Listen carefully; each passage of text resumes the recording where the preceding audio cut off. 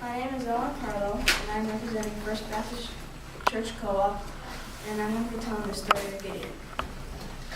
Hey boys and girls, this is my friend Tony. Hey Tony, who is your favorite Bible character? Gideon. Why Gideon? Because he's awesome.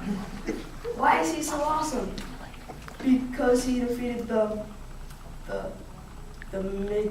Midianites. Do you know the whole story of how he defeated the Midianites?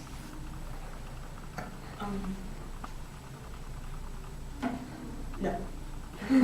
Well, how would I start telling these boys and girls, and maybe it'll refresh your memory? The account of Gideon is found in Judges 6-8. One day, God came to Gideon and said, Gideon, I want you to defeat the Midianites. Ooh! But Gideon didn't think it was God talking, so he wanted a sign. Right. So Gideon put out a fleece.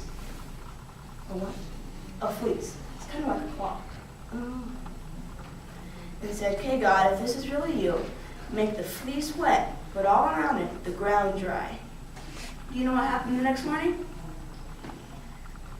Gideon woke up. He opened the door and closed it. And he looked at the fleece and saw that it was wet. But all around it, the ground was dry. Completely dry. Right. But that wasn't good enough for Gideon.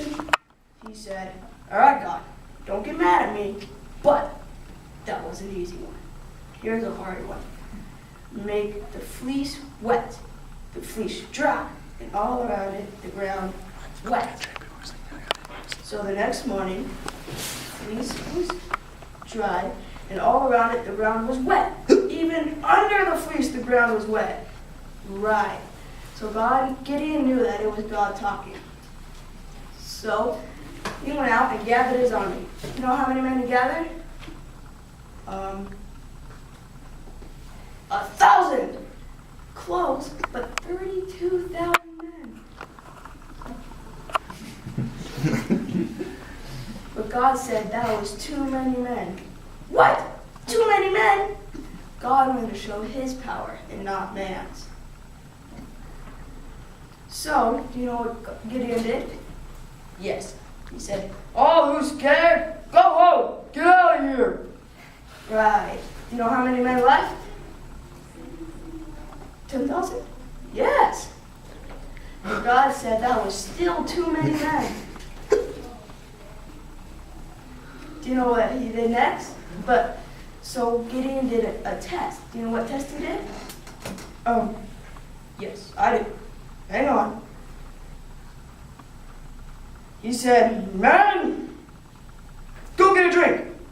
But he was actually thinking that if they got down and drank like dogs, like theirs, then they failed the test. But if they scooped up the water slowly with their hand and drank it watchfully, then they passed the test. Right. How many men passed the test?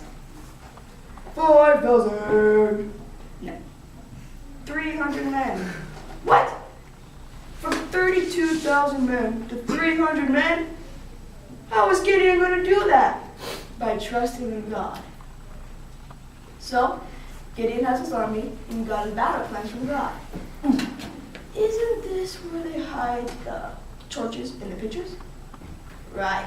So Gideon surrounded the enemy's camp, had the torches hidden, and on Gideon's command, they shouted, for the sword of the Lord and of Gideon!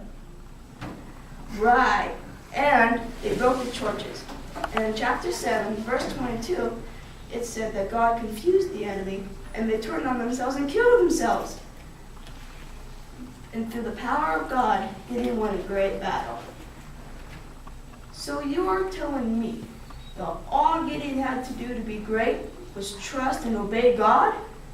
Yes. So boys and girls, we can see from this lesson that all Gideon had to do to be great was obey God. God can do great things through any one of you if you're willing to just trust and obey him. Awesome!